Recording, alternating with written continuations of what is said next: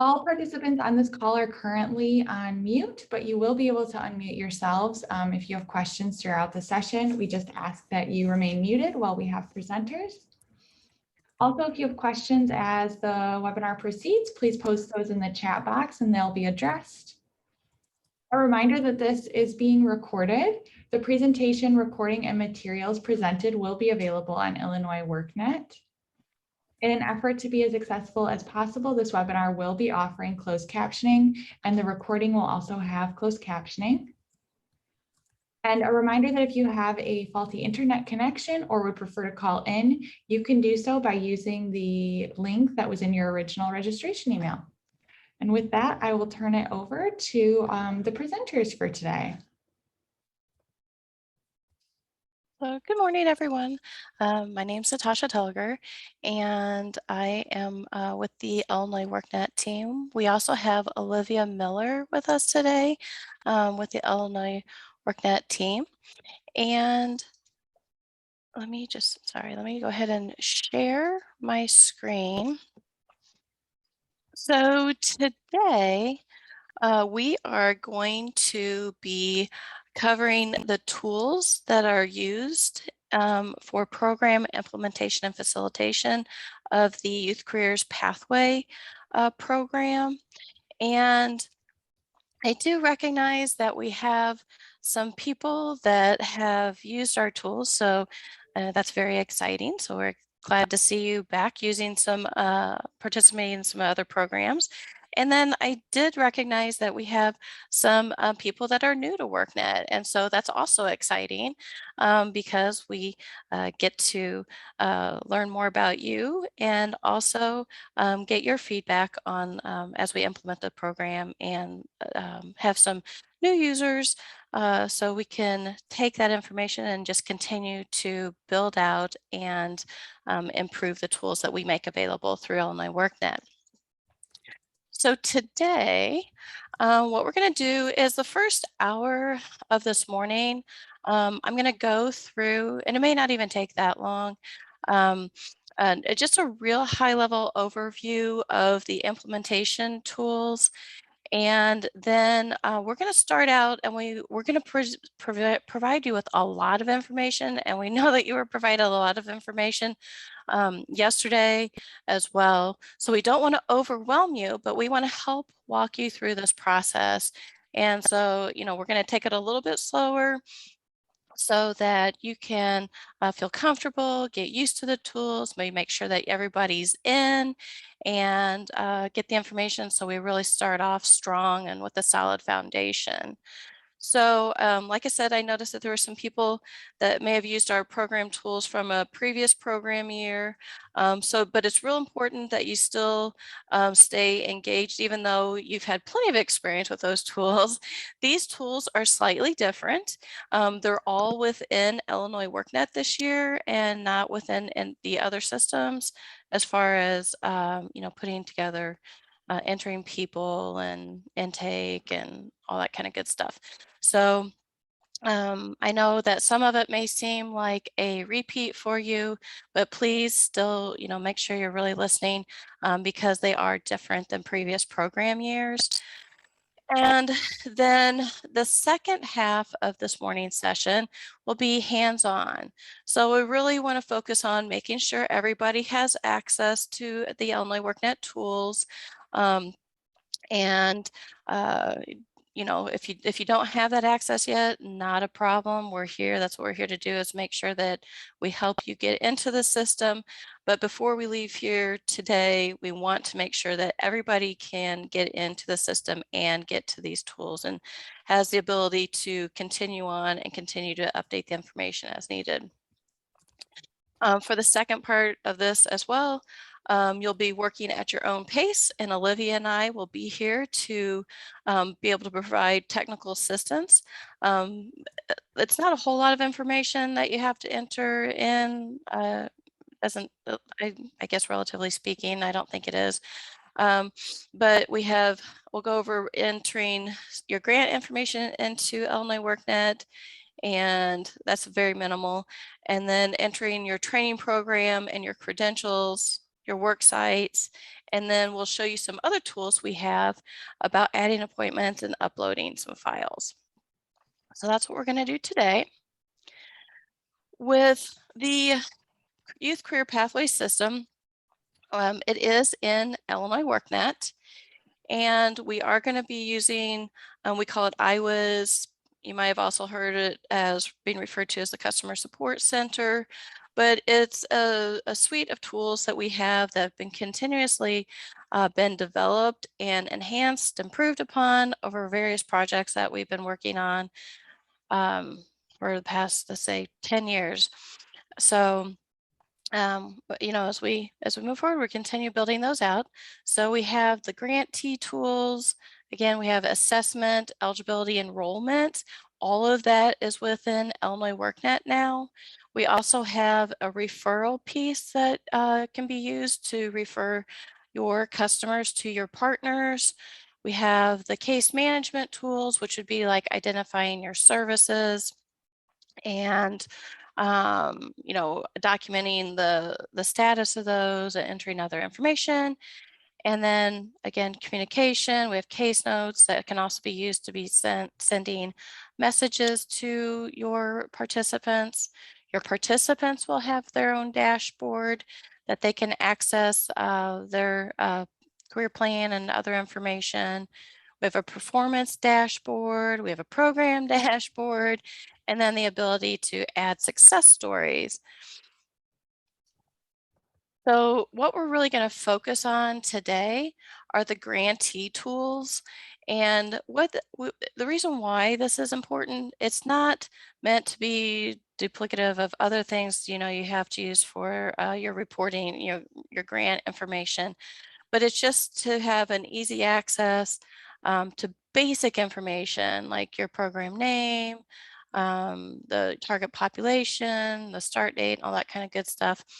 And then some minimal grant information, and then other about your training programs, work site services that are going to be offered, so that whenever commerce goes to this page, they can just easily see one summary of everything in one place.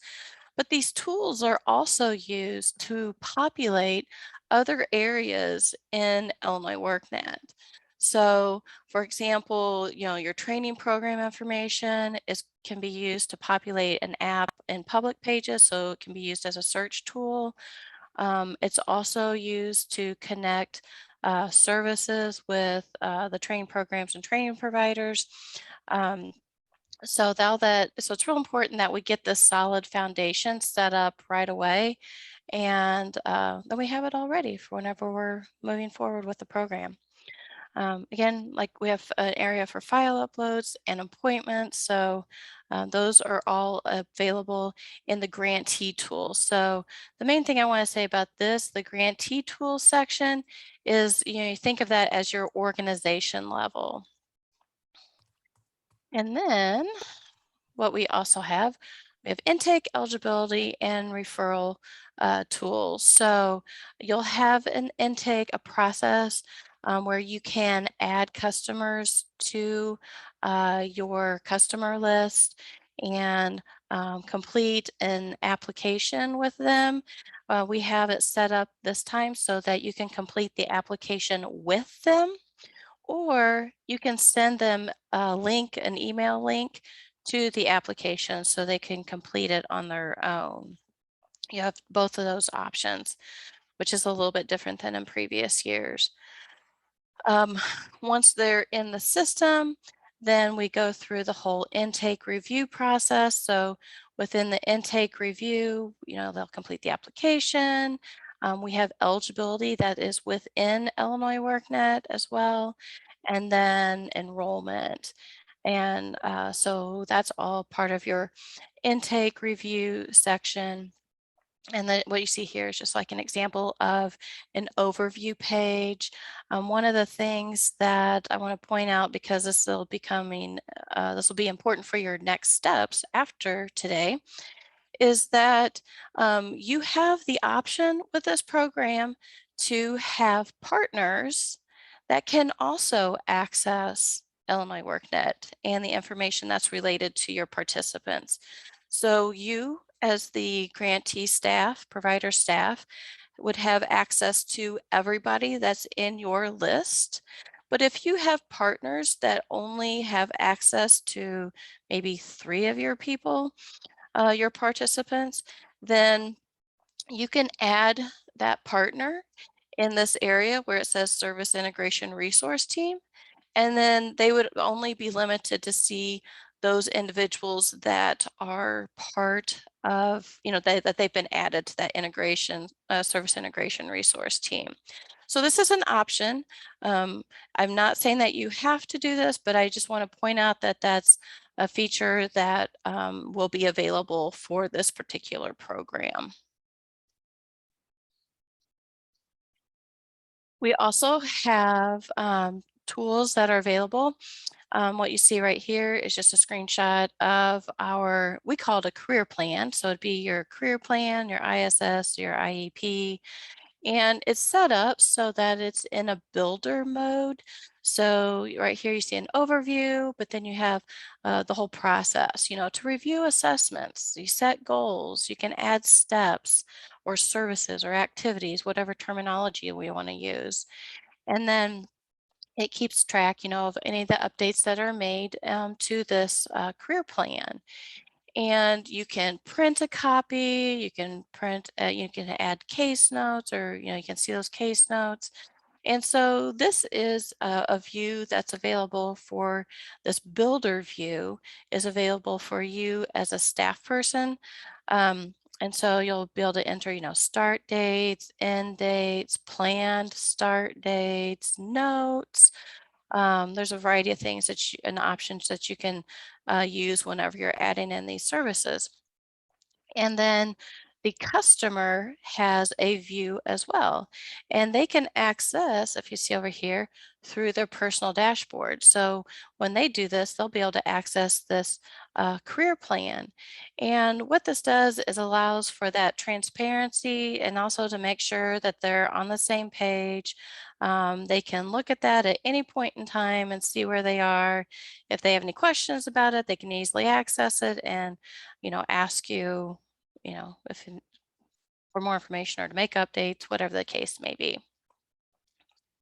Um, we also have other dashboards that are related to performance, as well as to be able to kind of see where people are along in the process. And then we have other reports and stuff as well. So you can see here we have our performance. Many of you or some of you may have seen iPads. And so some of this information, because we have federal reporting, you'll be able to see that information in here as well. We have other, like I said, different reports and so forth that you can access. So we'll get into those later on down the road. And then I want to make sure that you know that we have a partner page. So everything that we're covering today is going to be made available in the Youth Career Pathways 2021 Partner Guide. And so from this page, once we get everything set up and approved, then you'll be able to access your dashboard. We have a full list of resources. We'll take a look at these in a little bit. Then you'll have your technical assistance videos and related resources. Anytime we make updates to the system as well, you can look at this partner tools update. So that's whenever we record, if there was a bug and we fixed it or we changed this to that, you'll be able to see it in the partner tools section. Plus, we'll have the procedures manual quick start guide. So it's really easy to access from this main page. You can dig in deeper for additional resources. Okay, so for right now, I am, and I guess while I'm switching over to this other screen, are there any questions that either Olivia and I need to address at this point in time? I don't see any in the chat. So whenever you, and we're going to do this today, and so I'm in tests, so I can mess around with some of these people. So if you see something in here that looks kind of wonky, it's because it's me entering, stuff into test. But we are going to actually go through this information, and you're going to have the opportunity to enter your own information into the system here in just a little bit. So, again, like I said, some of the things you might see extra stuff up here. For me, it's just the role that's for this particular account.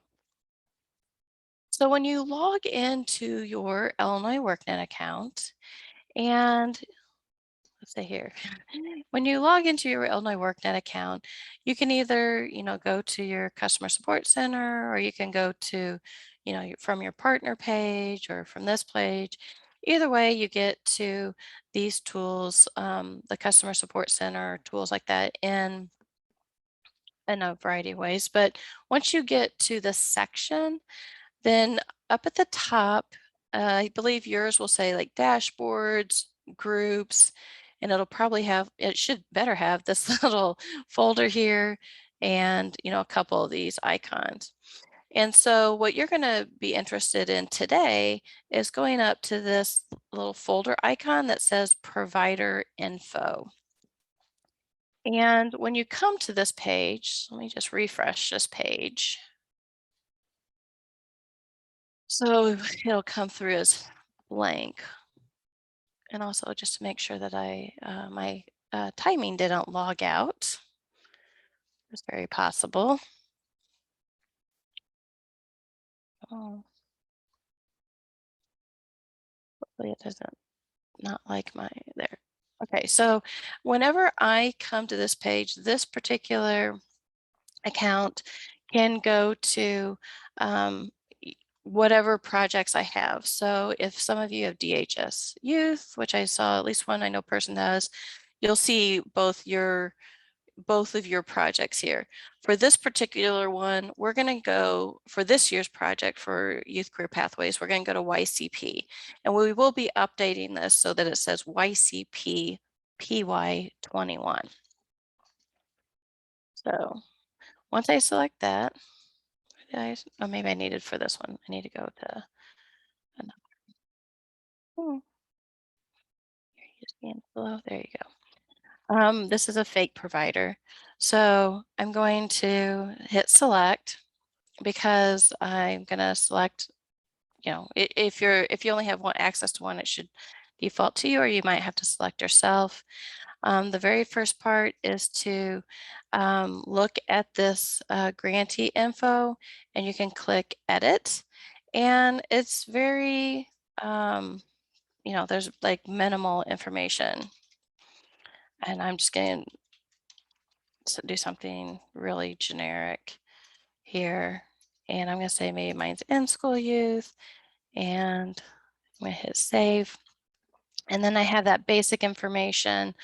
And I think, and maybe as Commerce reviews this, or maybe later on down the road, there will be like technical assistance available, so that information can be added so you have everything here right at your fingertips. And if you forget who your technical assistance contact is, then it'll be saved with your information. Then we want to add an associated grant, and just because of how I have this, who I'm logged in as, you can put your grant number in. And I know this isn't really you, but you shouldn't see this section. Then I'm going to say my start date and my end date. I'll just put it here for right now, and then put an amount in and save it. And then you can also enter in the staff that, as you complete training, I don't know, Kenneth or Shannon, are they going to be asked to put their staff who completed training into the system?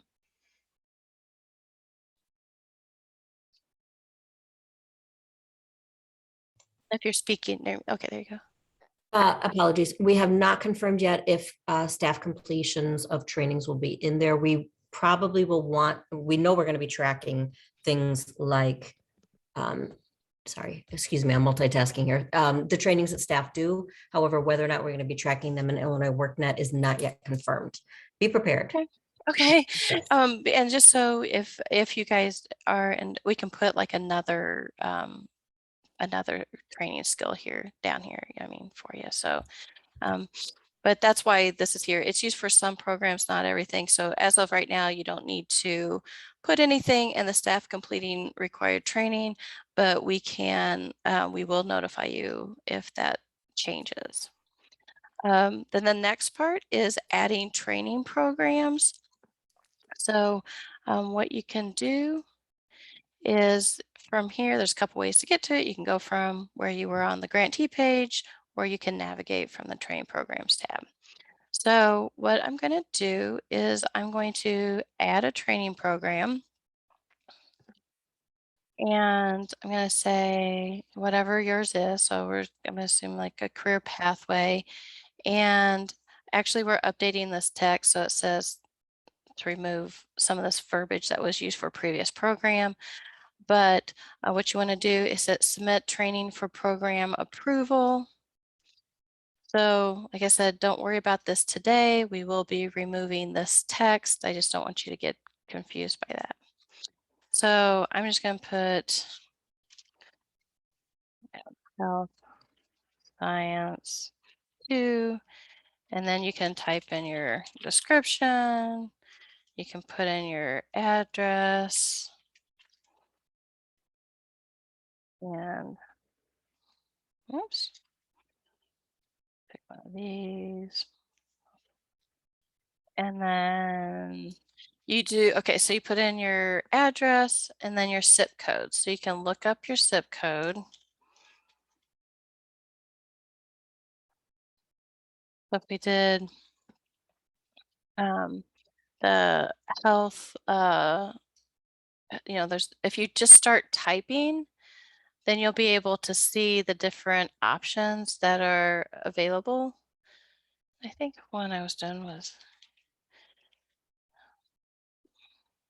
maybe we'll do that.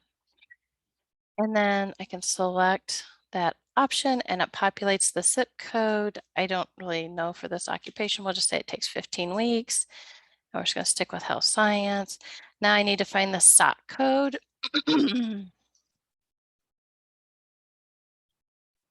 Let's see if they got something. The health educator, excuse me. I can select that and it enters the SOC code. And then I can do the NAICS code. So we have all of our codes in there. And then one of the other things that you can do is, it's not required, but if you can do this, I would appreciate it. It's the CIS URL. So this is Career Information System.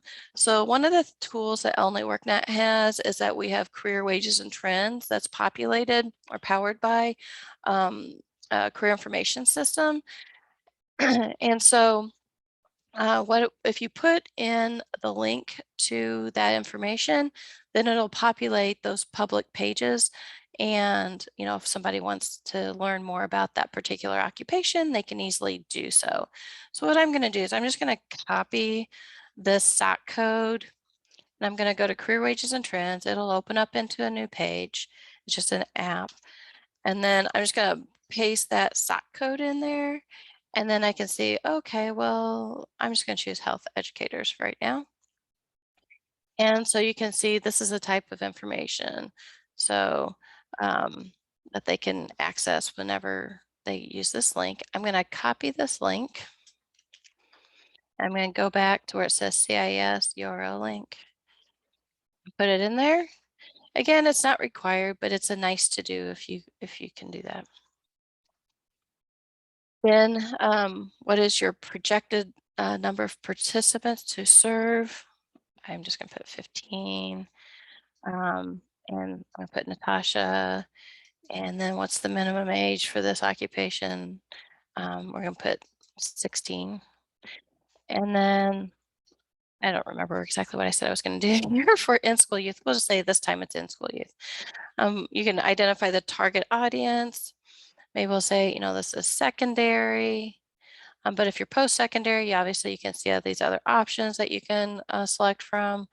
I'm going to say that this ends in a certification, but again, you pick whatever is they earn by completing that program, what they're able to earn, how's it offered. We're going to say labs, you know, you just select all that apply.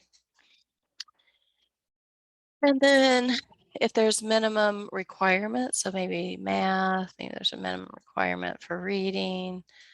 You don't have a degree requirement. Maybe you have to be fluent in English. You know, if there's an other, you can select other. We have what's the lifting requirement for program entry?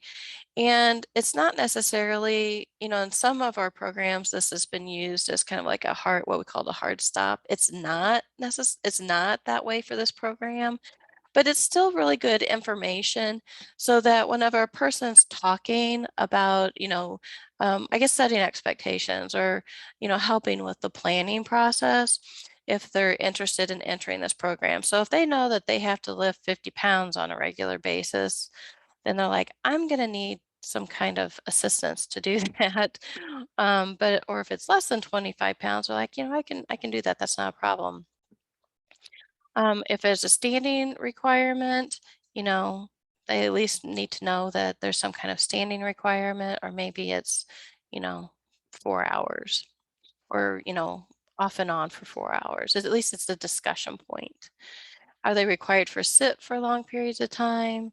You know, no, yes, yes, but they can get up from time to time. Are there any of these tests that are required? TB tests, hepatitis screening, or no testing or screening is required? What's the minimum drug test requirement? You could say drug test is not required, or select one of these other options. What are their vision requirements? You can say vision's not required, or it is. What are the appearance requirements? You could say you have to have natural hair or makeup, cover tattoos, or no appearance requirements. Requirements for taste or smell. You know, in some cases, especially in well, obviously the food industry, but also in things like manufacturing, there are lots of different like smells and stuff that people might be sensitive to.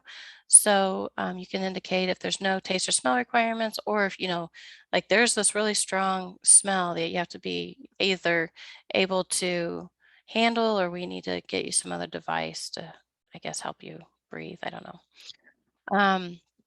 If there is any requirement that says they can't have motor vehicle tickets, or if there's a valid driver's license requirement or not, yes or no, or if there's a background check that's required.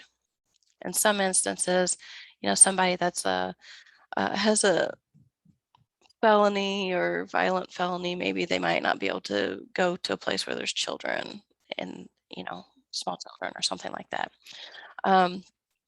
This is I think this question is not asked for people under the age of 18.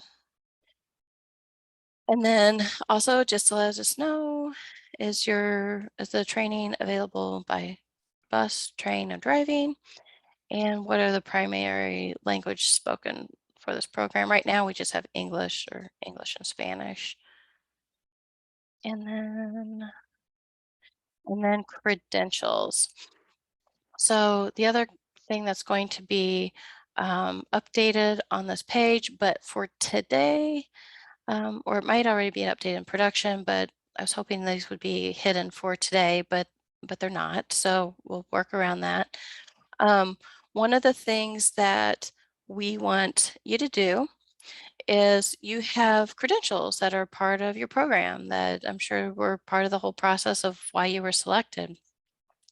And so what we want you to do is enter those credentials into the system here. And then that way Commerce has a way to review that those have been entered, make sure that they're, you know, approved for the program.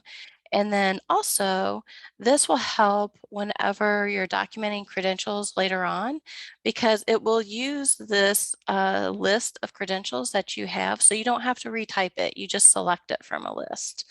So for today, what we're going to have you do is click Submit Request for Commerce to approve credentials. You enter the credential name, the type, who the owner of the credential is, institution or owner of the credential, a description, level. So when you start typing here, it'll start, you know, putting some suggestions there. And then you can add multiples. Same thing with the occupation. I think it's education, health educators. I could put that there and I could add another. So maybe like public, I think that was another something. You know, you can start adding, you can add those into the system. The industry, health science, subject areas, you can enter those in there. And then the other one is, will this individual earn the credential upon, you know, successfully completing the program, or will it just prepare them to earn the credential? So if you could indicate those, which one of those is appropriate for this particular program, that'd be great. And then you can save it. And actually, let me just, I'm sorry, I guess I should have put this in. And we'll just put some stuff in here.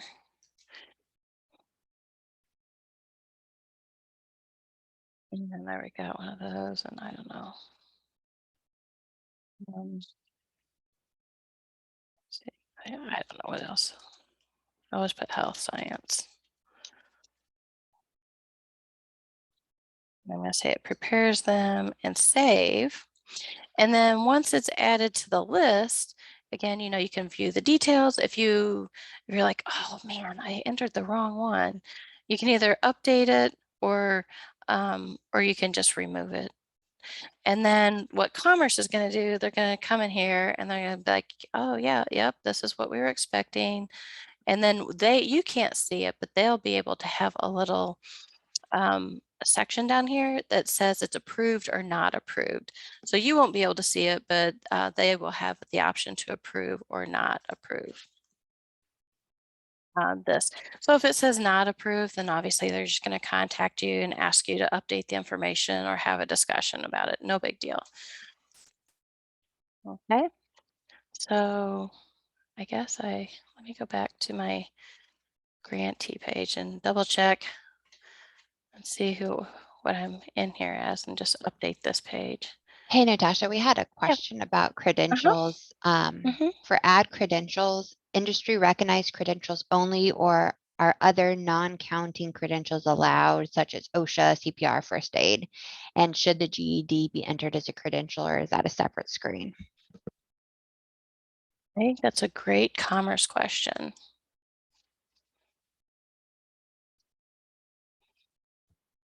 Sorry for the delayed unmute.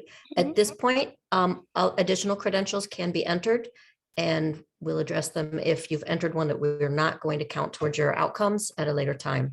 But at this point, yes. And as far as the GED, Natasha, my understanding is it should be the same as with WIOA, which is entering it in as a credential. Okay, great. Thanks. We will do follow-ups on these to make sure that all the information you're getting here is right. So re-round on me at our next week's meeting. Yeah. And what we'll do too is we're going to continue to, you know, today is really about just getting all this foundational information in here. And then again, we'll have, you know, these conversations as we go through the approval process, but then you know, we'll start at the beginning of actually entering people in and like really going through those details of intake, eligibility, documenting services, documenting credentials, measurable skills gains, and all that kind of good stuff. So good question though. So you can see in here I have several, things, and then what Commerce will do is they will approve the credential, and then they can also come in here and hit approve, for a training program. Yeah, but yeah, so it says that the credential hasn't been approved, so you have to approve the credential first, but they will have the ability to approve these programs, and then that way you have all that information, all the visibility right there. You can access it anytime. So as you add those training programs, or actually a training program, for I understand you have one training program, enter that information into the system. And then the next piece is adding worksite placements. So the reason why we have you add worksite placement, and let me just show you again real quick. If you're on your grantee page, you can just click this button and it'll take you directly there. If you're somewhere else in the system and you want to add work sites, up here along the top, there's a little icon here. It says Worksite Placement. You can click that and it'll take you to this module. And then you just navigate, to your project, the grantee, which would probably be pre-populated for the majority of you. And then you're on the right page. So we also have instructions here, so you don't have to remember everything all at one time. But one of the things why we ask you to do the worksite placements in advance is that the information that you're adding into the system here is kind of like your projections. So like if you're going to have a work site on the north side of Springfield, and then you're going to have a work site on the south side of Springfield, you can say, oh, I have 3 open positions at this north location and 2 on the south side. So as you go through, you can see the projections and what type of worksite availability you still have. But even more importantly is when you add certain services to your participant or your customer's career plan, or their, I think we call it an IEP, then the data that's in here right now, like in your work sites, will populate those services.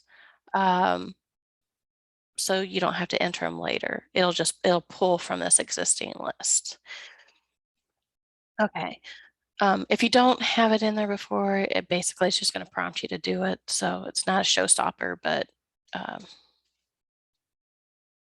that's what we need to do. So we're going to add an employer.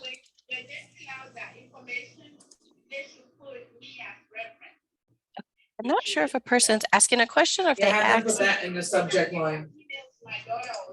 I think we have one that somebody's accidentally got unmuted. So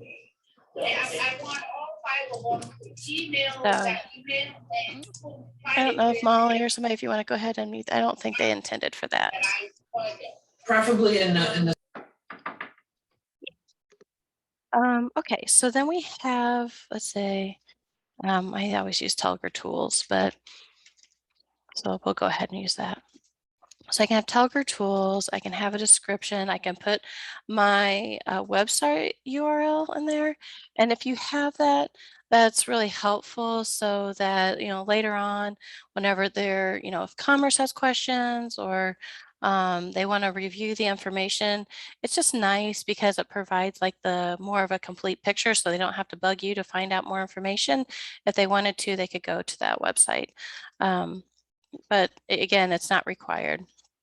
Let's just say, I think we did education and health services for this one. Again, so we put the NAICS code, 317, we'll just put a phone number in here.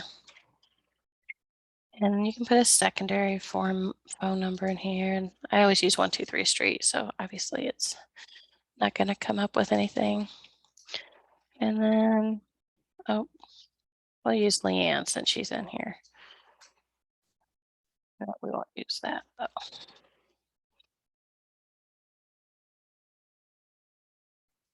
but obviously I'm putting a fake email in here, but we don't want to use the real thing, and we'll just say Leanne's the owner.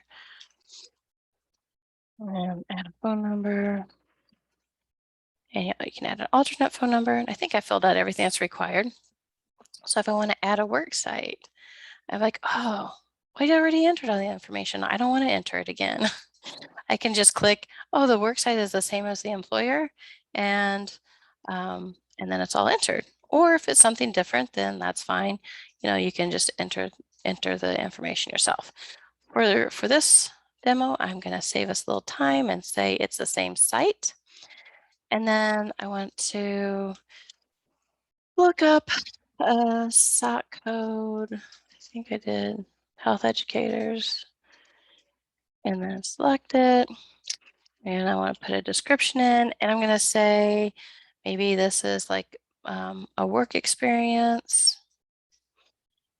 And these are the options that we currently have: work-based learning, job shadowing, internship on the job, permanent employment, which I wouldn't say is this one, apprenticeship, pre-apprenticeship. And then if they get an hourly wage for this job, then you can put that in there. If not, you can say none. And then, you can have there's 20 work experiences that are available, and they're a week each. I don't know if that's something that's real, but you can put that in there. And then what it's going to do is it'll end up populating this list. And I can't remember exactly what I had there. I think I had Ycp and Chicago provider. And so you can see that it'll say Ycp, PY21. It's your agency. This is the employer. I can click on there and go to that information. Then we have the worksite. If I need to update the worksite information, I can click on this link and update the worksite information. I can update the job information by clicking on this link. I can see the total number of openings. We don't want you to necessarily, you can, but we don't necessarily want you to add customers. If you add a customer, try to add a customer through this area, it's going to prompt you to add a service to that person's to their career plan. So for now, all we really want you to do is start building out this list of employers and work sites and the job information. And then once you have that built out, or you add to it over time, then it's just available. It's like your little pool of job openings or worksite openings that would be available for when you start adding those services to your customers' career plan. So any questions so far on that?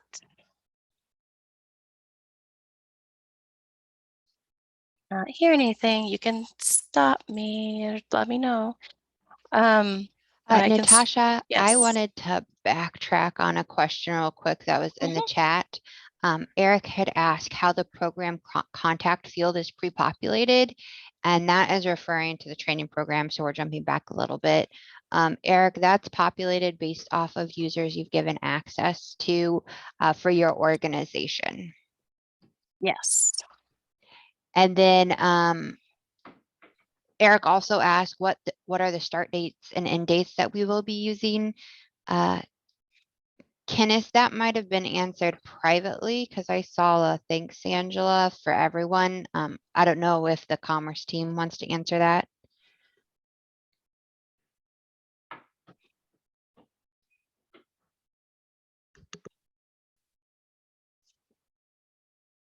As far as this section, I would say your start and end dates would be what's in your grant agreement. But Commerce can say differently if they have. Apologies again, I'm having issues with my muting and unmuting. Yes, it should be the starting of the grant. And I know that a lot of us have concerns about the start date of the grant, so we're going to round back on all of that.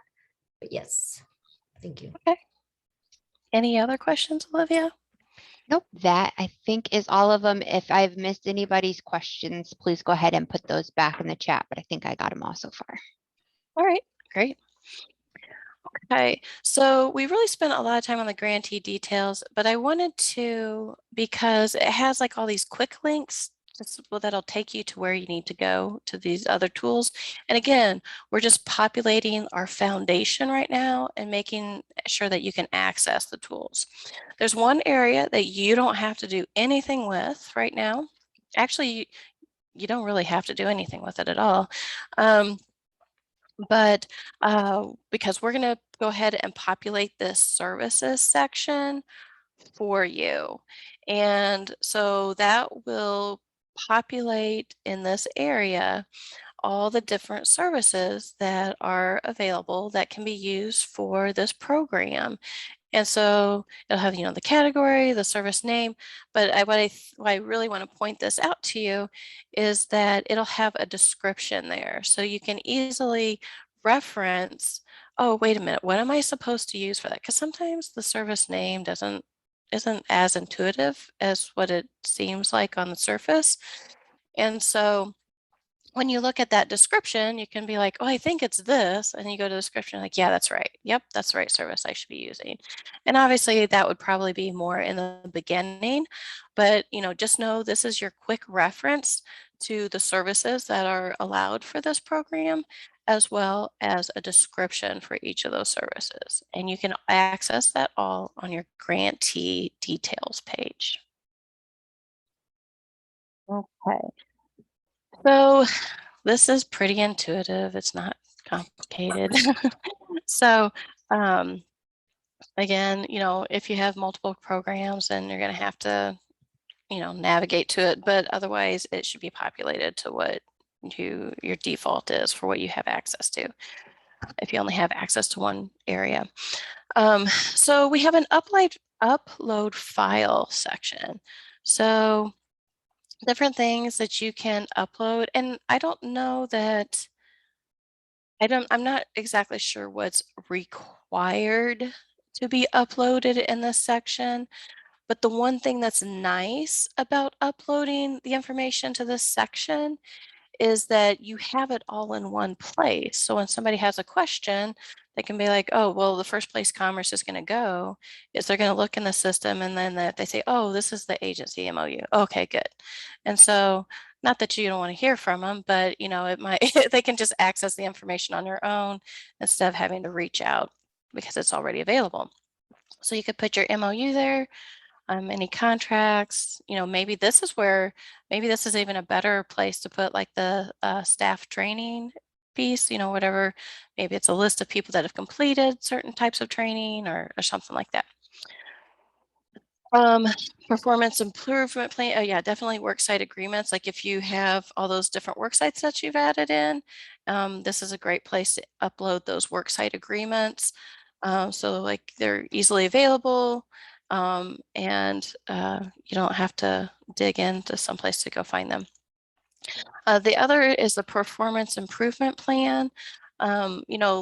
This could be as, you receive a visit, a technical assistance visit, they go through each of the sections, you have your conversation about everything and they're like, this is really great. These are a few areas that, you might want to make an adjustment. And so Commerce could upload, the results of that technical assistance visit to this upload section. So other people like Commerce can put their information in here as well, that's specifically for you. And then, if you had a response to that technical assistance visit, it can be uploaded in this section as well. So again, I'm not sure that there's, and we might have more clarification on that, or we might, state it as we continue to move forward with the project. But I would just encourage you to go ahead and upload what you can into this section, even though I don't know that it's specifically required at this time. And then we have an appointments tool. So the appointments tool really is, it came about because we were working on a project where we needed immediate availability. We were doing this project used referrals, and we needed to be able to give the individual an appointment date and form and everything, and let them know that they had an appointment for Thursday at 3, and they needed to know before they had documentation of that before they left the room, basically. And so we created this appointments tool. And so what you can do is you can add a name. So let's just say this is our, I don't know, North partner. And, with the North partner, they say, park, and you could say something like, bring this park here, be here 15 minutes early or something like that for check-in, whatever the basic instructions are. And then you can save it. And then I can, edit that information if I need to. And then I can add in a schedule piece. So if I want to add an appointment for that, I can put in the start time. So maybe my start time is, I'd say 3 o'clock. There we go. And PM, and I'm going to say, what I say, Thursday at 3. Yep, there we go. And so end time, 4 o'clock, let's just say. And then I can select a number of openings. So maybe if my partner has an orientation session, maybe they have 6 openings at that time. Maybe if it's an individual one-on-one, so maybe this would be titled, Natasha Tilger's appointment schedule, something like that, versus Olivia's appointment schedule. You could have your number of appointments in here and, adjust the number of appointment openings that you have during that particular time frame, and then add appointment. So with this tool, then you'd be able to see, whenever you do I want to make a referral to our North partner, they can say, oh, okay, well, it's available on Thursday at 3. Does that work with your schedule? Great. Send the referral, select that appointment time. And then once you do that, then now the number of openings is down to 5. So you can see, oh, there's 5 openings. So anyway, it's a pretty simple concept, I guess, but you can see how that would be useful. So whenever you, or if you are going to be having partners, your partners have access to the system. And like I said, for that integrated service resource team, if you're going to have them in the system working with certain people, and if you want to use that referral piece that says, hey, Olivia, I think, our North partner would be able to offer you this type of service. I want to send a referral to them so they can work with you. Then, then you can do what I select an appointment time, send them, and give them access to that person.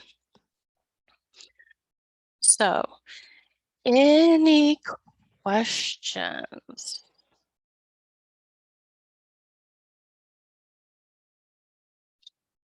I don't hear anything, but you can stop me in just a minute here. Oh, where did I put that?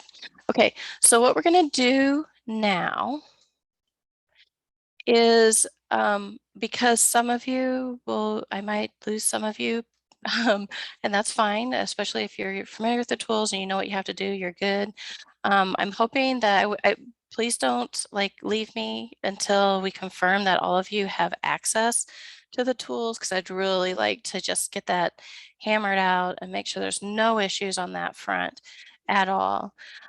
So our next session, our next half of this session is going to be literally spent on, getting you into the tools, verifying everybody has access, and then allowing you the time to be able to enter your grant information, your training program information, your worksite information, and, play with any of those other types of appointment tools or anything, uploads if you want to just, play with them. And Olivia and I will be here to answer any questions that you have. So we're going to let you work at your own pace with that after you guarantee that you can get into the tools. So if you want to drop off at any time after you guarantee that, see, I'm really pounding this into the ground. After you guarantee that you have access to the tools, then our next steps will be Commerce will review and approve your training programs and your credential information. And then, talk about it, with your team and see if you want to identify any partners that need to have access to Illinois WorkNet. And we can get that going so that they can be involved in this early training. So we're not retraining people. So really have that discussion, think of who that might be, and let us know who the organization is and the staff. And then send the email to illinoisworknet.com and then copy Shannon and Kenneth as well. And we'll send this out. We'll give you this PowerPoint too, so you don't have to memorize everything I have on the screens. Then also go ahead, and if you don't have all your worksite information today, it's okay. If you want to put in, something as a placeholder and update it, that's fine as well. But oops, I just did that. Go ahead and continue to add that information into the system. And then another thing to do is to take a look at the different resources that are available in Illinois WorkNet and think about like the different tools that you might want to incorporate into your program. So we have Employment 101, Resume Builder. The next time we meet, we should probably spend a little bit of time going over career tools. That's a relatively new tool that has gotten a lot of really good feedback that you might be interested in. And then we have the job skill guide. There's quite a few more, but those are, just a few to kind of get started with. And think if, what pieces and parts of those you want to incorporate into your program. For those that are familiar with the Illinois WorkNet assessments, I just want to give you a heads up that the intake application will incorporate the career cluster inventory, and it will also include the employability skills self-assessment. So if you are one of our folks that's been around for a little while and you're used to some of those assessments, just know that those are already incorporated into the intake process. All right, so with that, I will stop jibber jabbering and give you an opportunity if you need to take a break, go get coffee, use the restroom, whatever. But then also, oh, you know what? I lied. I'm going to do one more thing before I do that. I want to show you, if you don't already have your Illinois WorkNet account, really all you have to do, if you don't already have your Illinois WorkNet account, we want you to, log in. I'm sorry. Sign up, and you just have to put first name, last name, date of birth, email, zip code, that type of thing. These, you can read them, and go ahead and create your Illinois WorkNet account. And then that'll help us get things rolling on, giving you access to the tools. So now with that, I really will be quiet for a little while. And we'll go ahead and I'm going to stop sharing my screen for the time being. And I then- wanted to let everyone know that I put the instructions for the various tools you guys are all going to be using hands-on with in the chat. So there's a link to each of those instructions that you guys can access to follow along. So Olivia, what's the best way that you want to handle this? Do you want everybody, if you have access to Illinois WorkNet, let me do this one more time. I keep saying I'm going to be quiet, but I'm going to share my screen one more time. So if you have your Illinois WorkNet account already set up, let me go back to Illinois WorkNet. Let me go to Illinois WorkNet production. And I'm going to log in. I don't think I was clear on this. So I'm going to log in IL.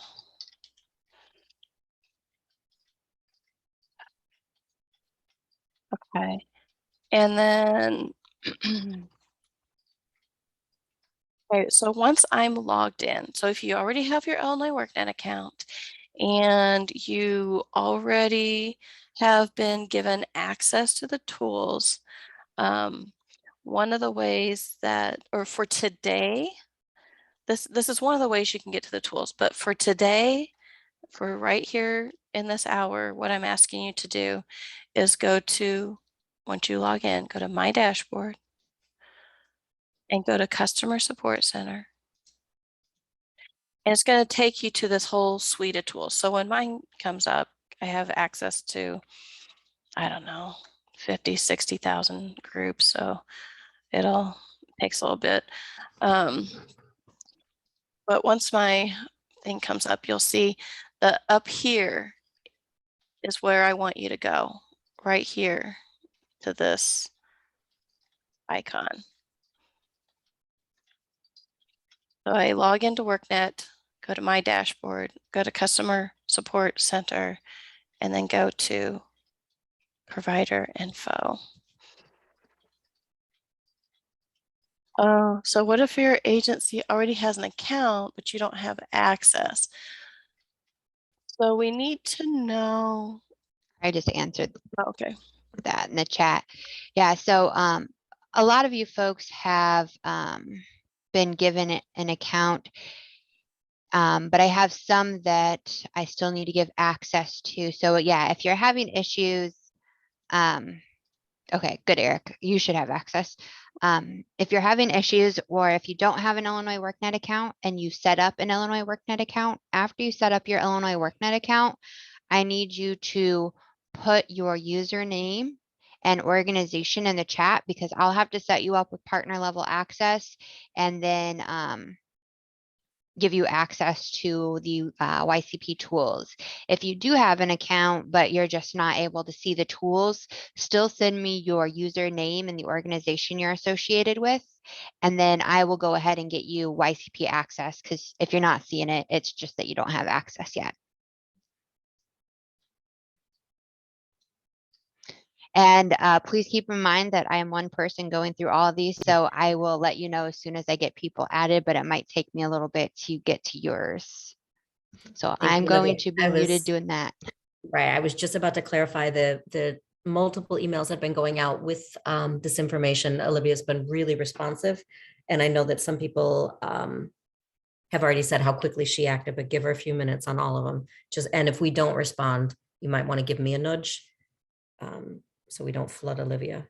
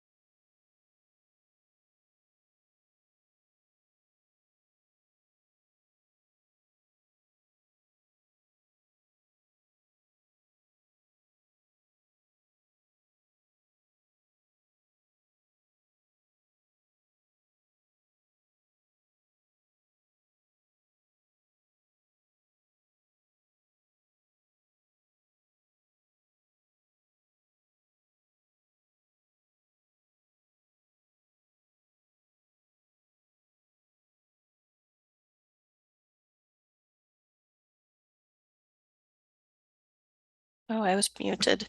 So I see one person says, I don't have access to the grant. So let me know if the difference between, if you don't have access to the grant numbers, not a problem. You know, that can be added later. Let me get to, but let me know if you have, I want to make sure you can access this little folder that's up at the top. And if you go to your grantee details and you select your project and you select your your your your location, you can you don't have to enter this information right now. If you don't have everything that you need to add it, then you can add this information later, or I don't know, maybe you could put in like question marks,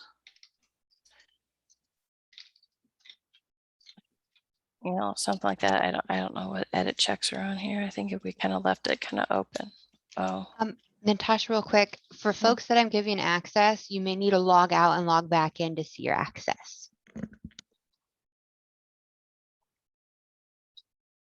yeah, schedule participants.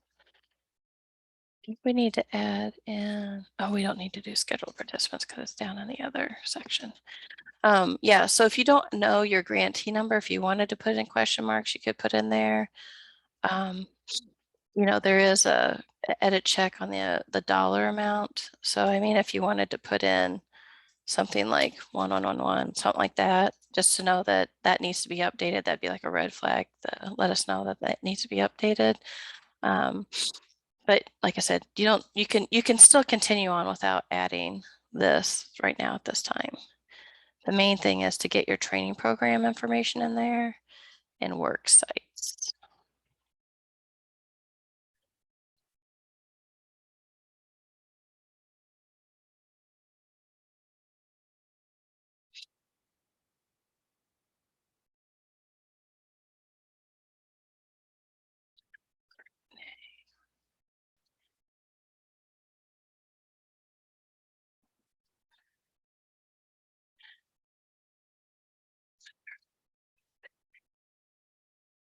I do not see Hope Center Foundation under group name.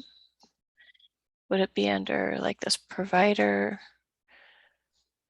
Hope was one of the ones that Olivia Oh, was okay. addressing this morning. Gotcha.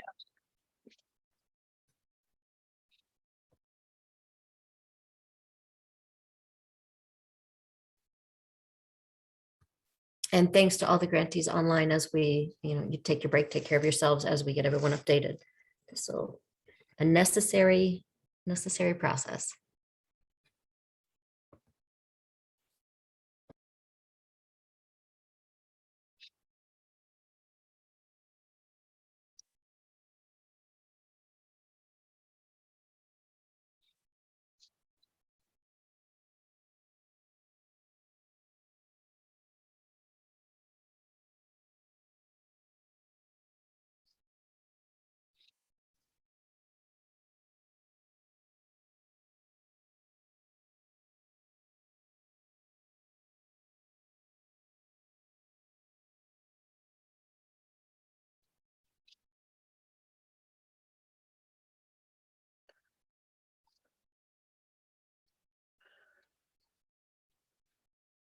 Olivia, do you want me to look up any of these to double check anything or give people access or?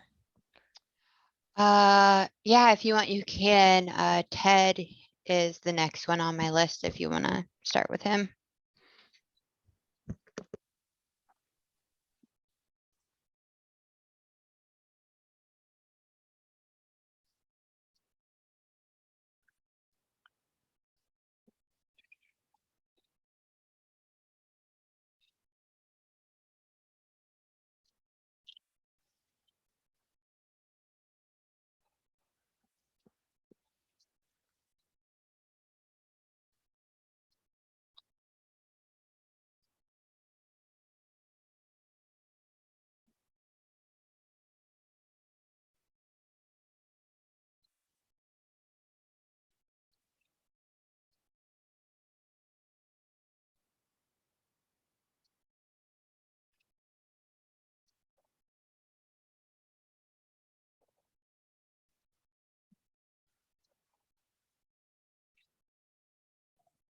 Hi, I'm not sure if you guys responded to me, but I did not see the Hope Center Foundation when searching in the groups.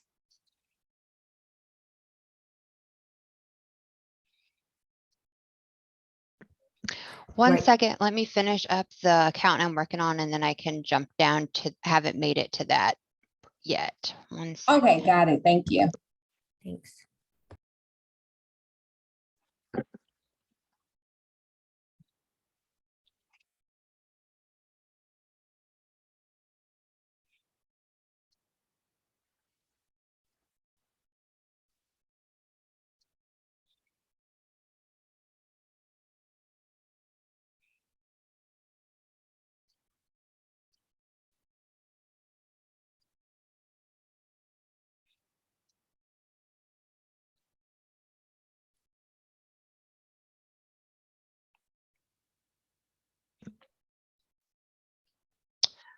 Natasha, if you want to take care of the person under Ted, I'm going to jump to the Hope Foundation one and log in and see what's going on there. Yeah, I'm still working on it. I had to get logged in. Gotcha.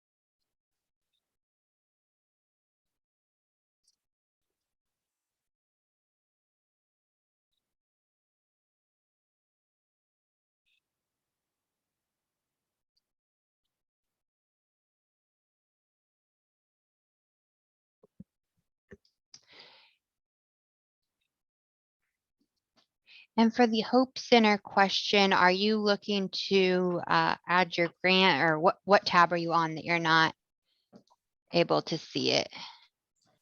I was following along with the instruction of, let me see, sorry for that. Going to the dashboard and then, let me see.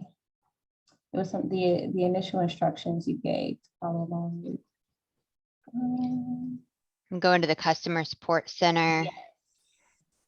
And then under groups, you're typing in Youth Career Pathways. I made a mistake there. One second. Or I'm sorry, hold on. Let me get logged in. Because are you trying to get to your appointments or your grants? Yes, trying to see the appointment. Okay, so let me see, provider information. Okay, so let me share my screen here.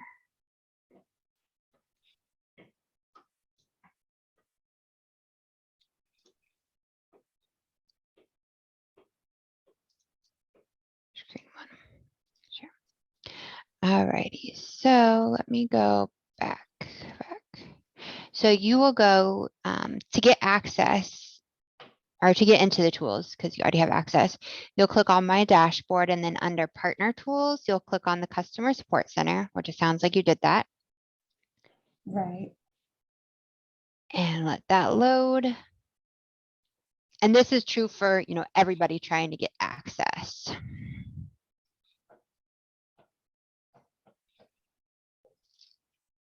Let me refresh my page really quick.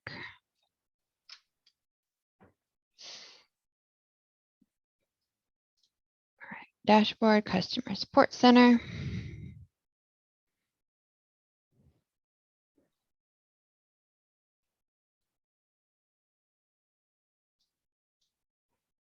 Oh, reload it again.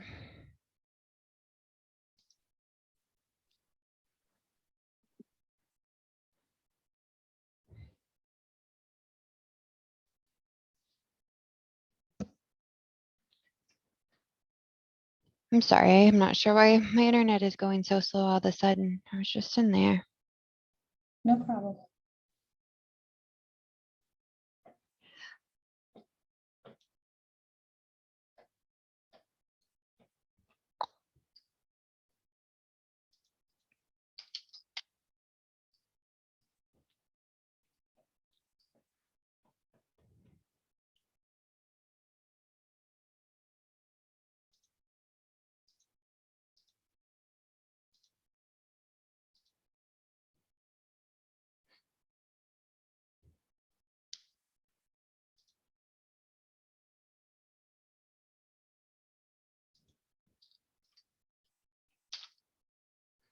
Might try in a different browser. I'm not sure why it's still loading. Oh, there we go. So once you click on the Customer Support Center, you should see a little folder icon. And this is your provider information. Go ahead and click on that. Okay. And that should take you to the page where it should be auto filtered to YCP, and you should see your organization name in the second drop down. Got it. If you're still not seeing it, let me know. But when I tested it as you, I saw it. It's just locking up on me now.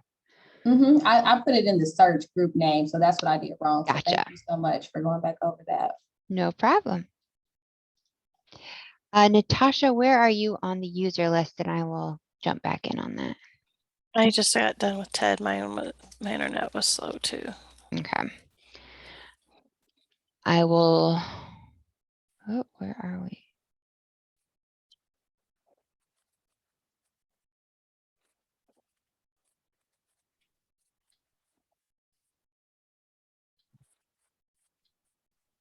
I will jump down to Brighton if you want to do the one under Ted. Yep.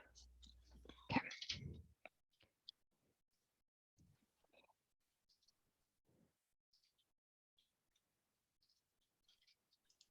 Hey, this is Eric Grebner at Homework Hangout. I'm not sure if you saw my comment in the chat, but how do we know if a program's been entered into IWDS or not? Yeah, that's what I was saying. They don't need to be in IWDS this time around. I was hoping they would have that text removed. Are you entering your program? Yeah, so Yeah. it says Yeah, submit- ignore that because none of it's going to be in IWDS this time. Okay, so just use submit training program for approval or? Yep. Yep. And I had one other person we're trying to add to Partner Tools. I did put that in chat, but I know you're trying to get through several of them. Yeah. Yeah. No, good question. So.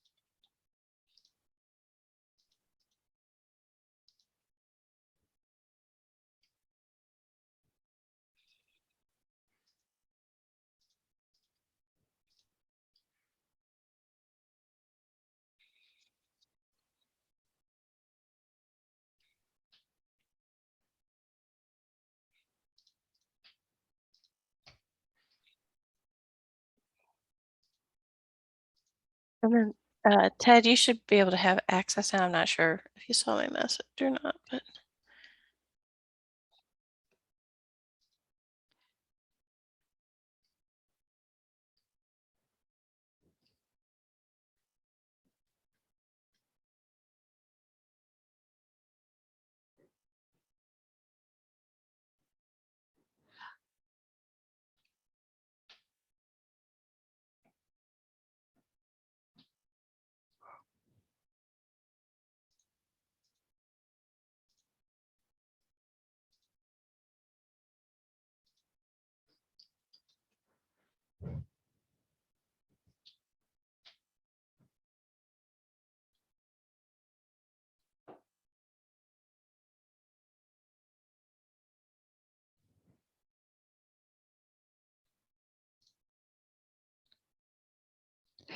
Cheryl, you should have access. If you're not seeing what you need to see, let me know.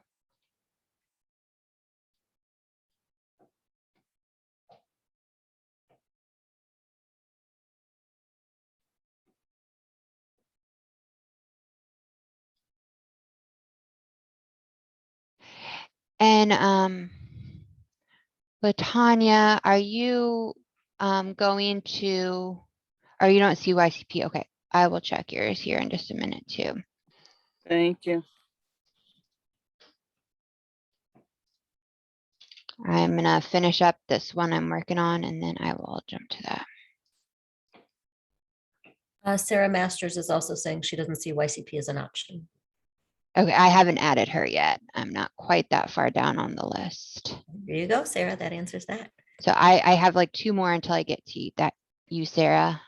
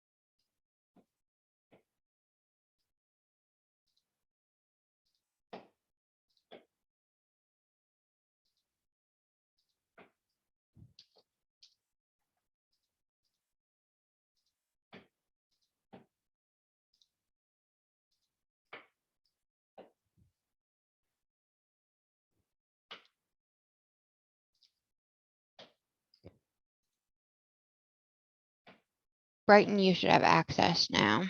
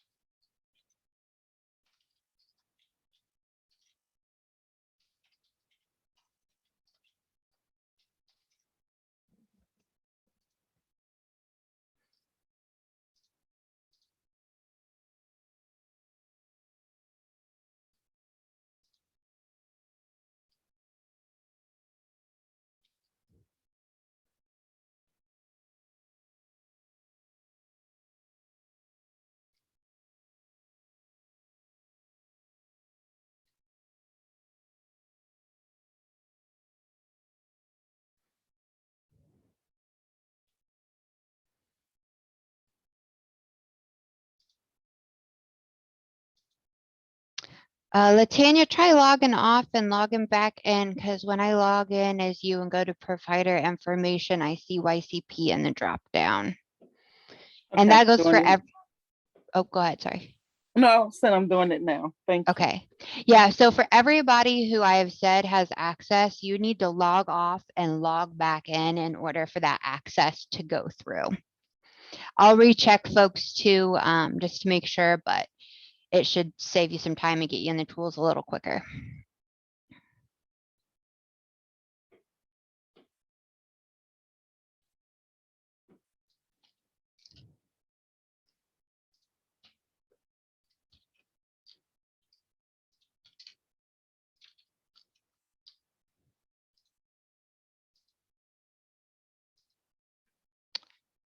YCP Metro.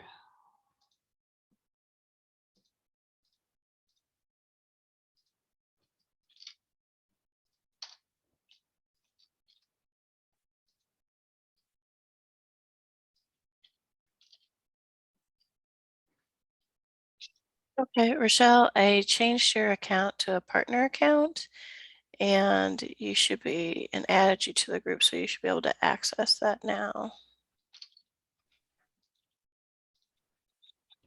Which Rochelle are you referring to? Haynes Okay, with with caps. yes, Okay. thank you. Uh-huh. Hey, Olivia, I'm going down on the list. I am doing Dacia. So if you want to go to Sarah, that would be good.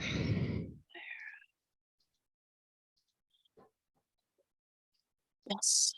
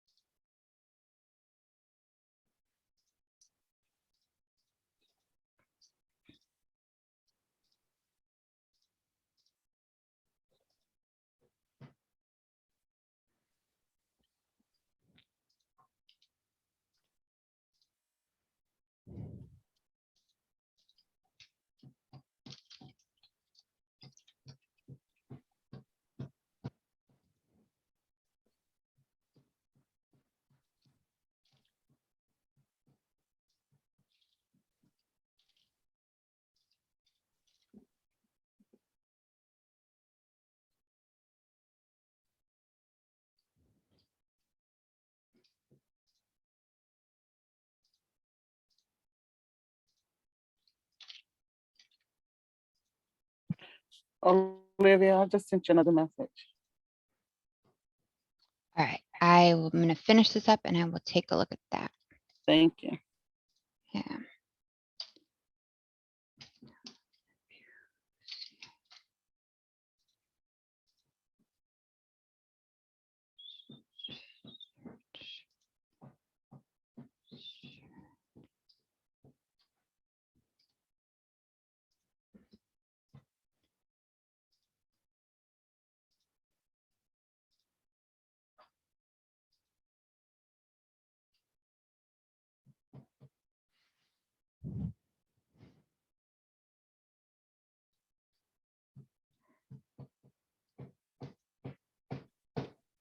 All right, Sarah, you should be able to log out, log back in, and have access to the tools.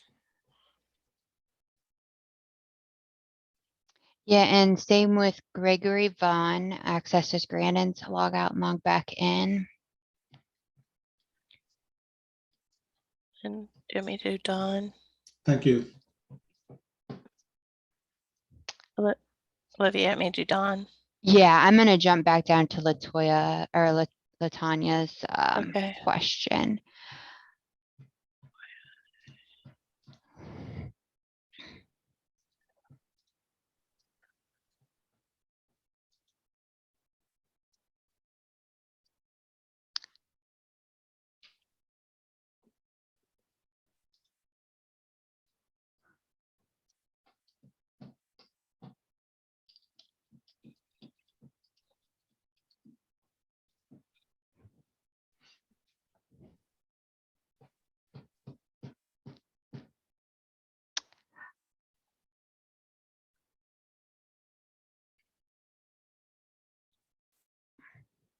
So Latanya, let me share my screen again. Natasha, we don't have the YCP customer group made available, right? They won't see the YCP under groups at this point. No, that's Okay. why I was saying just Yeah. get into Customer Support Center at this time. And then, at the top, use that file folder because we haven't made that available out there yet. So Latanya, you'll go ahead and click this file folder right here, and it'll bring you to the provider information. And then here is where you will see YCP. And this is where you'll be able to do your appointments, your grantee details, your training, and your file uploads. Okay, checking now.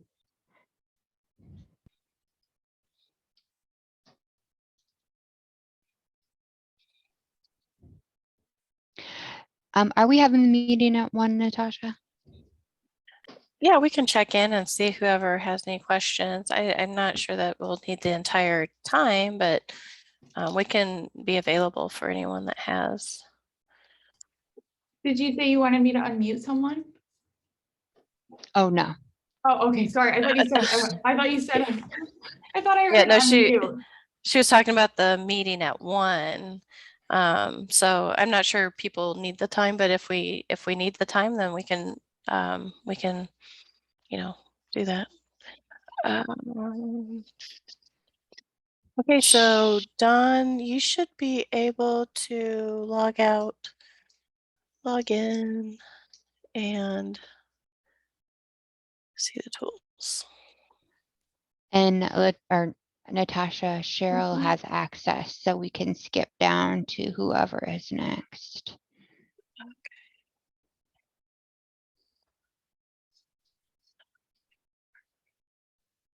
Hi, did you say there is or is not a meeting at 1? There will be. We Well, probably won't okay. meet all the time, but if you need to jump back on to get more hands-on or, technical assistance, we can be here to provide that. Yeah, no new information will be provided, but if you need to jump on because you need help with something, then we'll be available to help people. But if you're good to go, you're good to go. Don asks, we have more than one person on the call. How is the official information managed?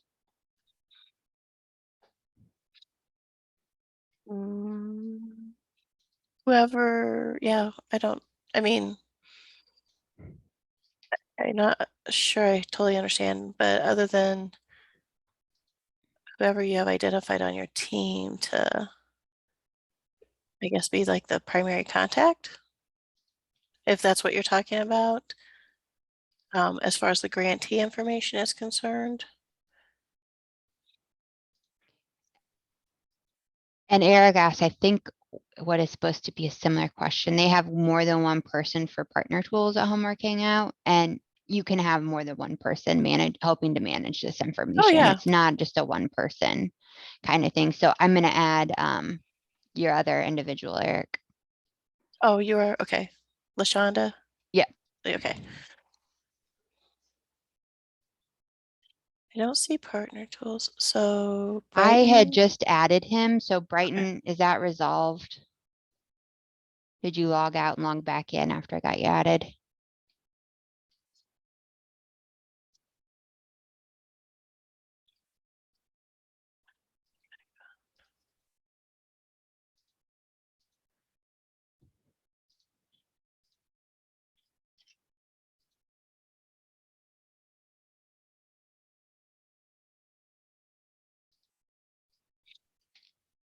Sarah, I'm not sure if anybody responded. So Sarah, the project name for this one is YCP. Apparently you have access to the DHS youth programs. If you're not supposed to have access to the DHS youth programs, let us know. But yes, the project name is YCP. Or, it may have caused confusion because I had an example that had both of those, but yes, it's YCP, and we're gonna update the name. So it's YCP PY21. So just to make it very clear that it's for this program year grant as opposed to a previous year. I see, or I don't know, Olivia, if you already addressed this. Gabrielle says, I don't see a folder icon. I have not addressed that, but I was just gonna get ready and log in as her on my end and Okay. see what was going on. Gabriella, are you still having that issue? Yes, I am. Okay, I will get logged in as you here in just a second and see what's going on.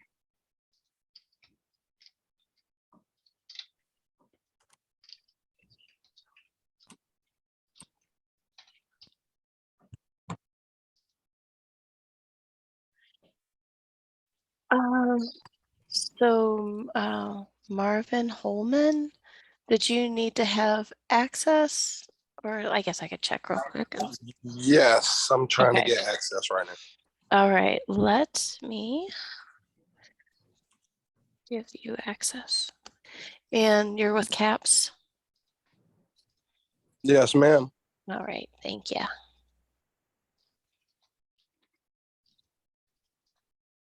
LaShonda with Homework Hangout has access as well now.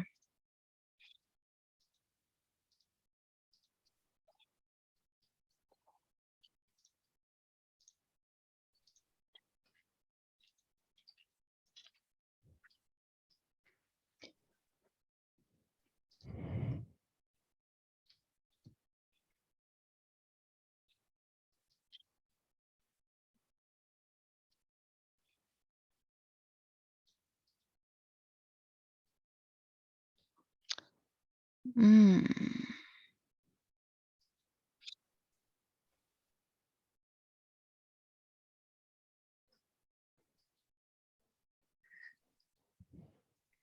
Okay, this is James from UCAN. So I finally got on. So I went to the dashboard, went to the customer support center, and then it says to enter the provider information. And so I think that's where I'm kind of stuck in regards to exactly where to proceed. It just has the group search. Do you see the little folder icon at the top of the toolbar? Folder icon at the top. Very at the top of the screen. Is it next to groups? Yes. Yeah. Okay. That'll take you to your provider information. Got it. Perfect. Okay. Got it. Thank you. Yep. Gabriella, what is your username? Because I have 3 accounts, partner accounts listed for you. So can you actually type in Oh, boy. the username you're using? Okay, so I'm gonna type in which that's the one that includes the email, right? Yeah, I have 2 that include an email with a dash and 1 that includes your email with no dash. Okay, I'm typing in the one that I'm showing when I go in to make changes. Perfect. And then I'm gonna type in the one that I've updated in Illinois WorkNet a million times and it hasn't uploaded. It doesn't change. Okay. So like if I go into my details or, profile, it reads the second one. But when I log in, the first one shows. Does that make sense? So when you log in, you use the first one to log in. When I log in, it makes me use the first one. But when I go into my profile, like to say like update profile, it says the second one. So I don't know if that's causing some sort of glitch. Yeah, I think the second one is showing your email. And it looks like there's some discrepancies. That's what I was having a hard time adding you because the email wasn't lining. So I'll get that taken care of and cleaned up and then inactivate all the incorrect accounts. So you shouldn't have any issues moving forward. Thank you. And then Marvin, you should have access.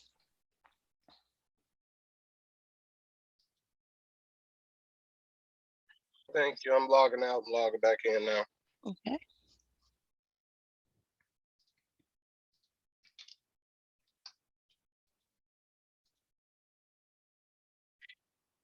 So you have a question. Can we batch upload to WorkNet?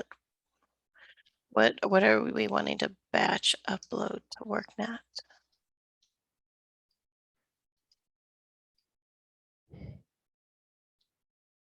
Are you attempting to answer my question? Yes, I think so. If it's Gabrielle. Yep. Yep. So what are we wanting to batch upload? In certain cases, yes, we Participant can. data. Mhm. You mean things like sign-in sheets or actual data entry? So, yeah, data entry. So we have, we use efforts and outcomes as a data entry system, and some of our other funders allow us to batch upload that information into their system. So I was wondering if that was an option here. No.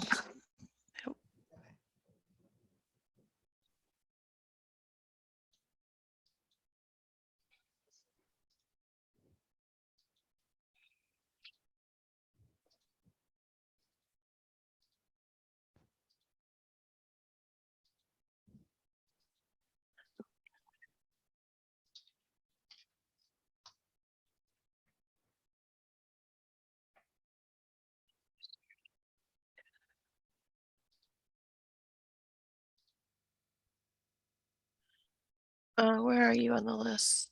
Or what are you working on, Olivia? I'm still Gabrielle? working on, yeah. Okay, I'm gonna do Eric's question about the two individuals. Okay. Or that group.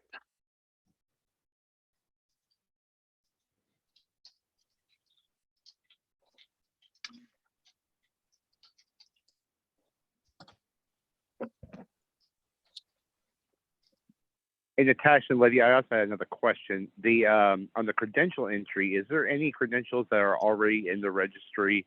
I tried doing just a search and it's not returning any results like yay or nay. It's just there's Yeah. no pop. Yeah, don't use that right now. We're actually working with a credential credential registry right now on some other projects. And when that was implemented, it was like early on, and they were even like literally in our same office.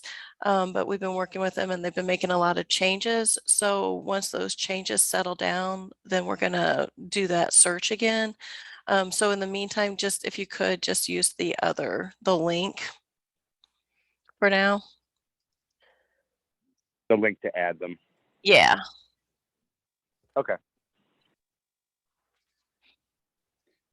So I'm trying to enter the provider information, but it's only giving me the options of top of employers, worksite placement, and payroll.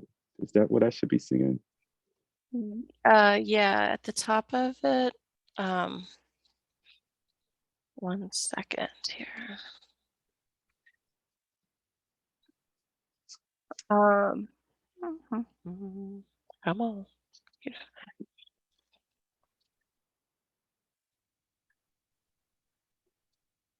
Look, 1 second. Let me real quick. Because I'm on this page. Let me check something real quick.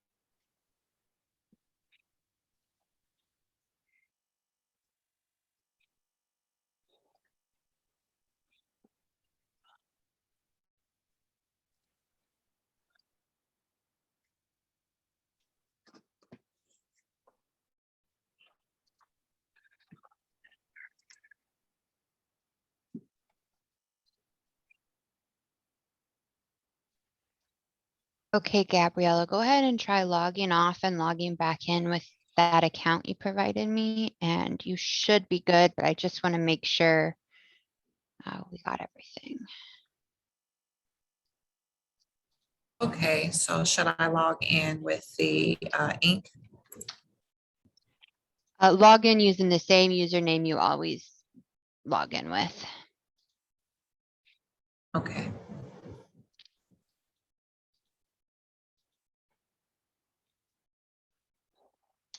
I could put in the chat what it is too, if, to make sure we don't have any miscommunication.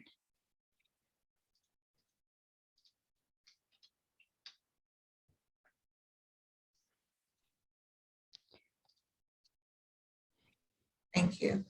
Yeah. Okay. And then Eric, Linda and Deborah should have access for Homework Hangout. Okay, And I see the folder. Thank you. Oh, I'm sorry to interrupt. no, you're good. And then I can't remember who asked, but was speaking at the time, but I'm sharing my screen. And so, yeah, so when you get to Worksite Placement, you'll see, so you'll see employers, and right where you should be is Worksite Placement. And that's where we're entering it. So when you hit Add Employer. Is that what you had a question about? Just to make sure you're on the right section?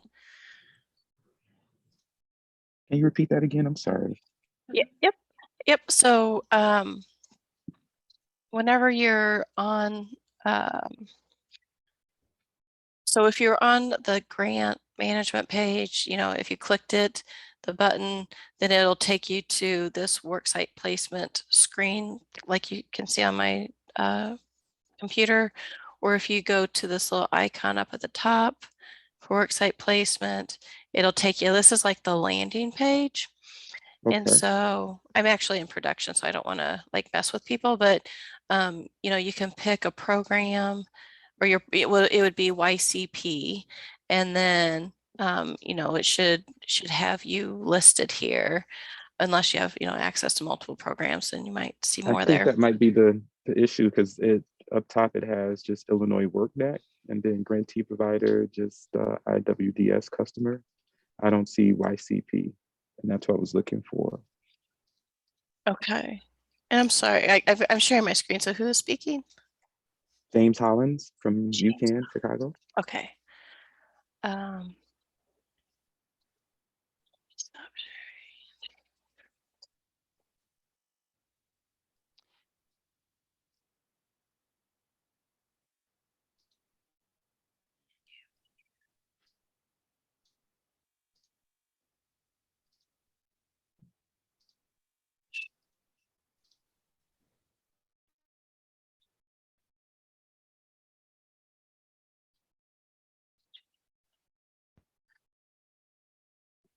Oh, Olivia, what am I not seeing the, do they not have a group set up? Sorry, I'm not looking. I was finishing up Gabriella. Let me jump over to your screen share. I don't see your screen being shared. I stopped sharing it just because I was going into like the production section, but what are we looking for? You can. Do they not have a group set up? I mean, I'm looking at it. I'm not seeing it, but I don't know if I'm just like overlooking. It's spelled out. Oh, okay. I gotcha. Here it is. I see it.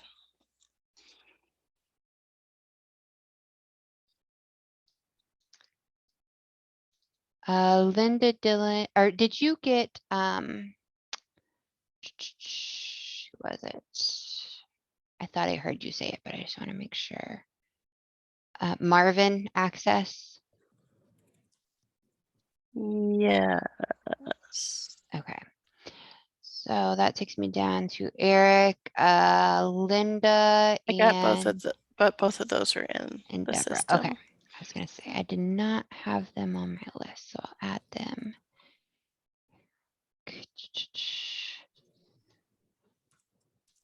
But then I think it's Deanna. I think it's the next person that needs assistance.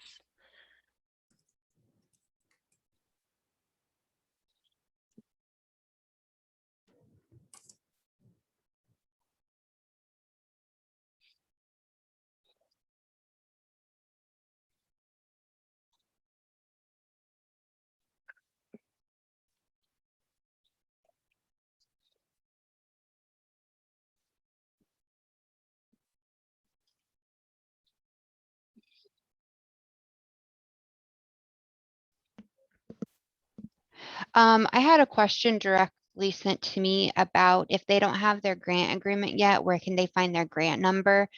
Could somebody from the commerce team answer that? Because I am not sure the answer to that.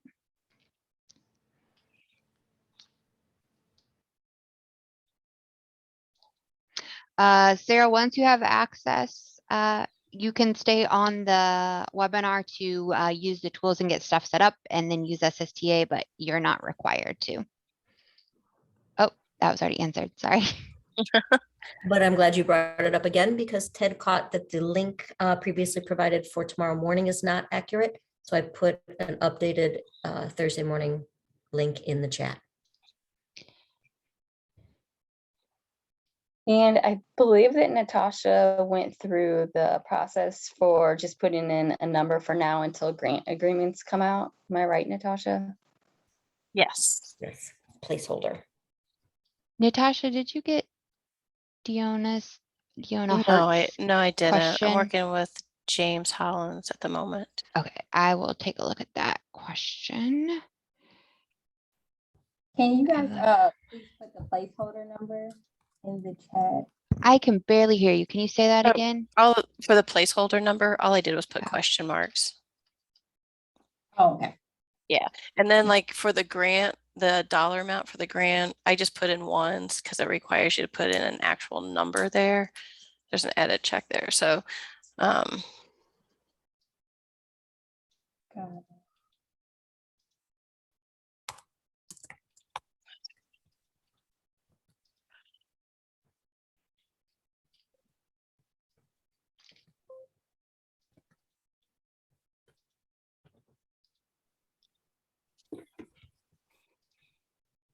Hi, is this a good time to ask a question? Yeah. sure. Hi, it's Sarah Chapman with Peoria Public Schools. I got approval to use an existing account because we've used Illinois WorkNet in the past. But I've just logged in and I went to the Ycp Youth Career Pathways. And what it's showing for me is all of my old customers from 2019. Is there any way to refresh or get a new group made? It will be a new group, but we haven't put it out there for everybody. It was done intentionally. We don't want people to start like using it until everything, we go through this whole approval process and all that kind of good stuff. Oh, I'm sorry. Okay, my No, you're apologies. good. It's a challenge sometimes, like the balance between the people that are experienced with it and the new people as well. So, yep, most definitely. You will have Okay. new tools. I just want to make Excuse sure me. that I'm looking at the right thing and that I have access to the right group and all of that. So. Yep. And also just to be clear too, we won't be using IWDS this year. So everything will be in one system. That's awesome. I asked that question yesterday. I was like, Yeah. oh, are we using the two systems again? Yeah, So, no. that's And nice. that's, just since we're on the conversation of past stuff. Yeah. Yep. Great. Sarah, Okay. you should be able to click the little file folder and go to your provider information and then see the Ycp for this year and the drop down to be able to fill out all that information. Have you been able to see that? Okay, I went to the file folder, provider info, and then under grantee details. Or no, under the project. Under any of those tabs, you should have a drop down. That first drop down, you should see Ycp. Yes, I see that. So Perfect. I have DHS Youth Career Pathways, and Ycp.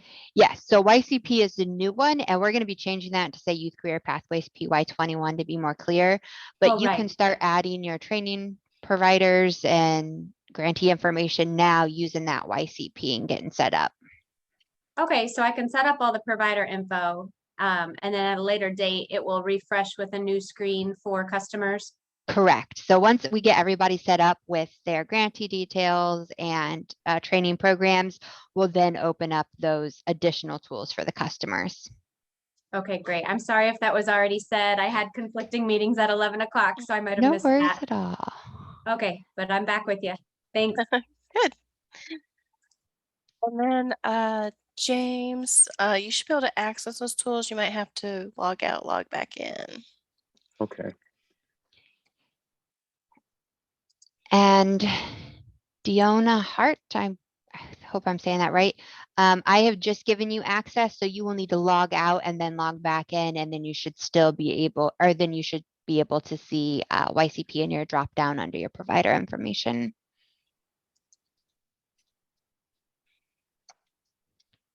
I think we got through the list. Oh my Crazy is that? goodness. Did we get our me to everyone? Oh, that's me. Okay. Did you get Yvette, Bell?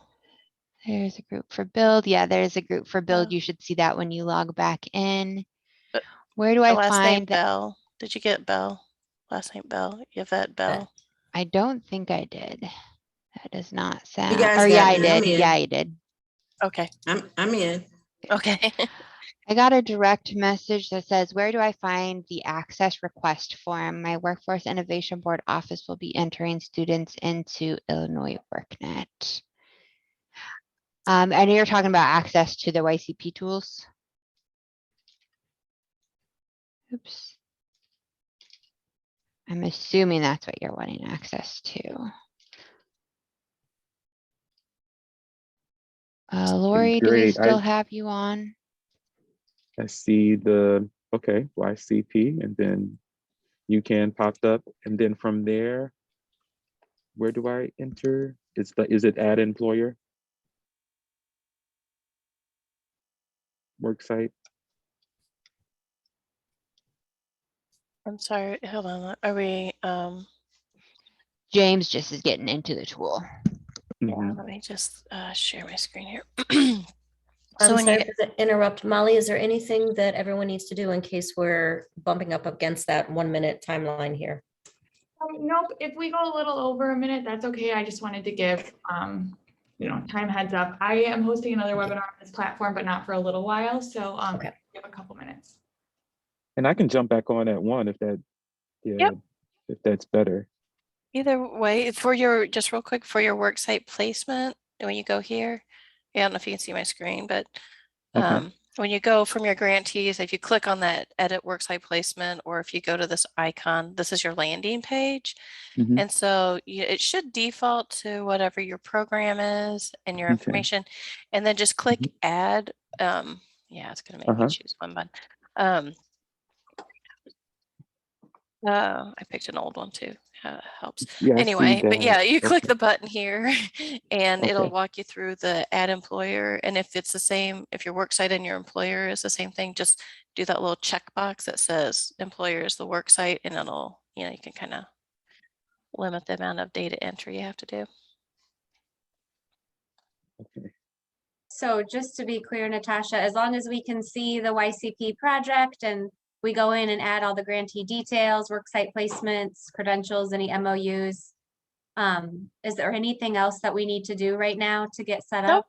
Nope, we're just getting all that information in the system so that it can be reviewed, approved, and then we can, get the ball rolling. And, if you have any partners, that you want to have add there, at least we can get them into the system, and then we can kind of start this whole training process with, getting everybody and everything, the details.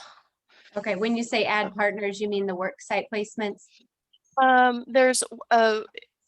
Okay, so you have worksite placements that need to be entered, training programs, credentials, and if you have any other, like one of the differences this time around is if you have a partner, like you'll be able to see access, you'll have access to all of your people, but if maybe you're working with a partner and you want them to be able to use the tools in WorkNet, but they should only have access to like 3 of your people, then you can limit, you can identify those partners and then select them to be part of the service integration team.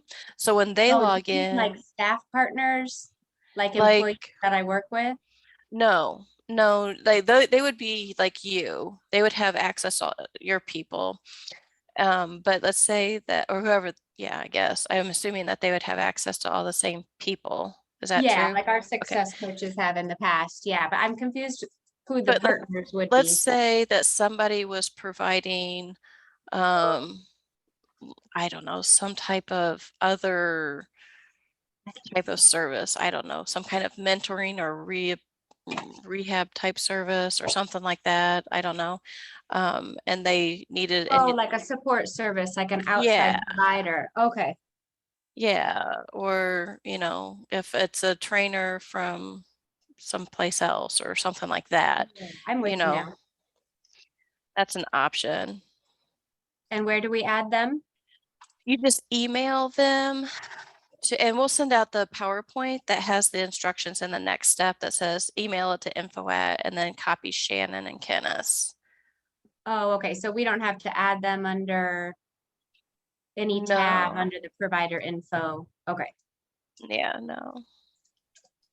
Okay. I just want to make sure I've set everything up correctly. Okay. Yeah. I know I've used WorkNet for 3 other grants, but I just want to make sure I'm doing it right for this one. So Yeah. Yep. Appreciate you. that. Yeah, thanks. So I'll just jump back on at 1. Okay. Yeah, because it still seemed like I'm something a little funky. So I know just getting the kinks out and getting familiar. All right. That sounds good. We can do that. Thank you. Thanks. Bye-bye. Thank you. All right, Olivia, do we have anything else? Oh, okay. So you got Adeline. I'm horrible with saying names. I think there was one person, yeah, and I just now clicked the button to give final access to that. And I can take a look at James, so we are sorted out with him when we come back. All right. Do you remember what his last, did he jump off or is he still a Hollins. participant? It was Okay. Hollins. I will take a look at that. And then, yeah, if anybody else still on the call has not gotten access, please send me an email. I'm going to put it in the chat. I would advise logging out and logging back in. And if you still don't have access, then send me that email and we will keep continuing to get everybody set up when we meet again. Awesome. Thanks so much. I hope you have a great little while here and I will close it out. All right. Thanks, everyone. Thanks, everyone. Thank you. Molly.